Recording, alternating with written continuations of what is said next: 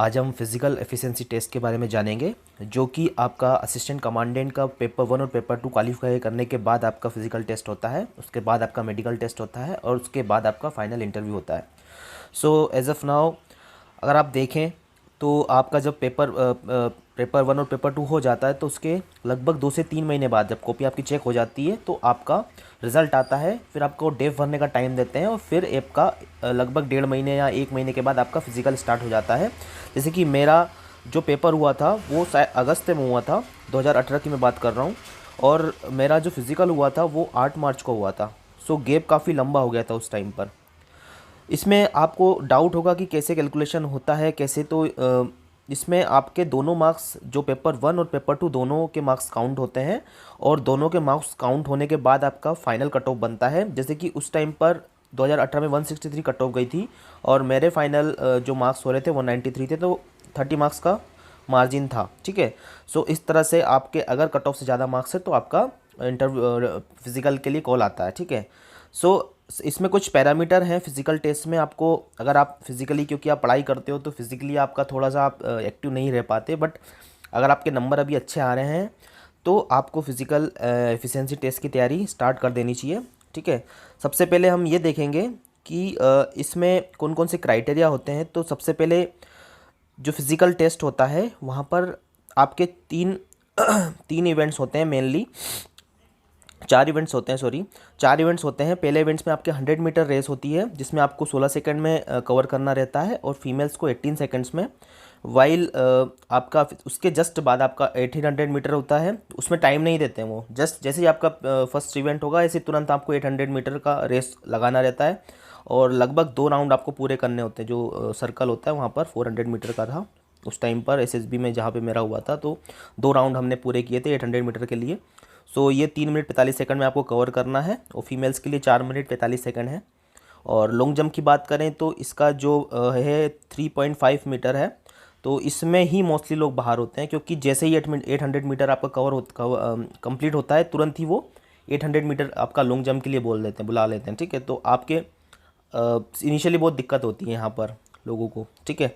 तो यहाँ पर आपको 3 चांस मिलते हैं, तो मोस्टली फर्स्ट चांस में लोग नहीं निकाल पाते हैं, सेकंड और थर्ड चांस में लॉन्ग जंप निकल जाती है। ठीक है। शॉर्ट पुट में तो हार्डली कोई बाहर होता है। मेरा तो फॉल्ट गलत हो गया था क्वालिफाई, तो मैं इस कारण से बाहर हो गया था। बाकी शॉर्ट पुट में कोई बाहर नहीं होता है। आप इजीली 7.26 का जो शॉर्ट पुट है उसको फेंक सकते हैं। फीमेल्स में ये नहीं होता है।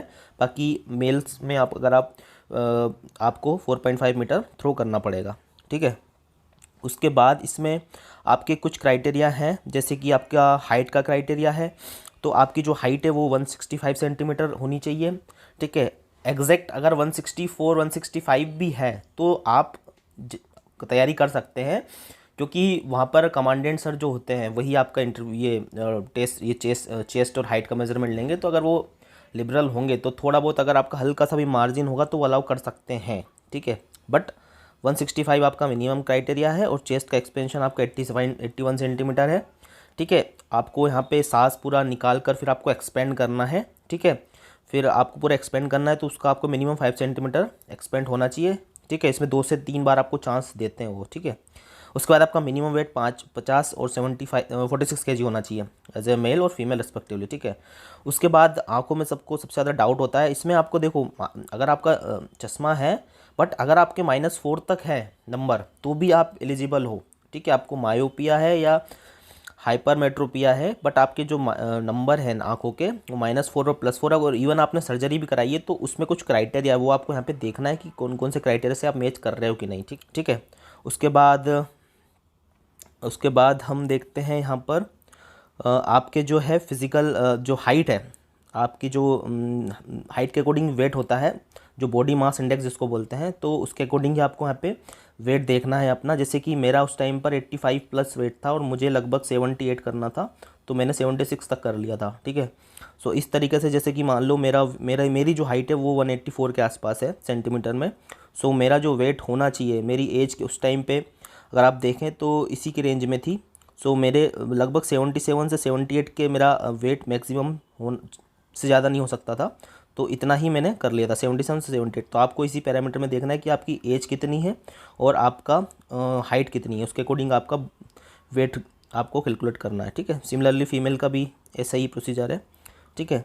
सो ये मेरा एसएसबी में जो हेडक्वार्टर है गितौनी में दिल्ली, वहाँ पर हुआ था, ठीक है, फिज़िकल टेस्ट। और ये शॉर्ट पुट इवेंट में मैं बाहर हो गया था। सो इस तरह से आप, अच्छा, इसमें आपको अब ये देखना है कि कैसे आपको फिज़िकल्स की तैयारी करनी है। तो सबसे पहले तो आपको ये देखना है कि आपको एक डेली डिसिप्लिन लाइफ जीनी पड़ेगी, ठीक है। हेल्थी लाइफ स्टाइल अपनानी पड़ेगी, आपको डेली वर्कआउट करना पड़ेगा, ठीक है। और डाइट पर कंट्रोल करना पड़ेगा, ठीक है। अगर आपको वेट गेन करना है, ठीक है, तो आपको स्प्राउट्स, बनाना, घी और वर्कआउट और हाई प्रोटीन डाइट आप ले सकते हैं। अगर आपको वेट कम करना है तो आप आपकी डाइट में स्प्राउट्स, ग्रीन टी भी ले सकते हैं। लाइट फूड आपको शाम को लेना है, शाम को आप ओट्स भी खा सकते हैं, ठीक है, मतलब ओट्स की ज़्यादा इंक्लूड करें अपन। और जब आप मॉर्निंग में जब आप खाली पेट रहते हैं तब आप वार्म वाटर के साथ हनी और मोरिंगा पाउडर भी आप ले सकते हैं, व्हीट ग्रास भी ले सकते हैं। तो ये इससे आपका वेट काफ़ी जल्दी रिड्यूस होगा, ठीक है। सो ये कुछ प्रोसीजर है जो आपको अपनानी है। वर्कआउट में आप